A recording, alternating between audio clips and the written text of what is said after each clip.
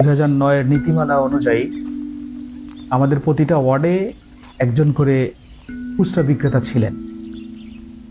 BCIC ডিলারের কাছ থেকে খুচরা বিক্রেতারা 50% সার পাইতেন।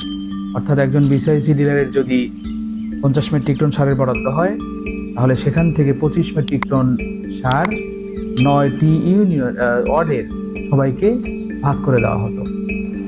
এই সারটা আমাদের খুচরা বিক্রেতারা কৃষক পর্যায়ে বিক্রয় করেন।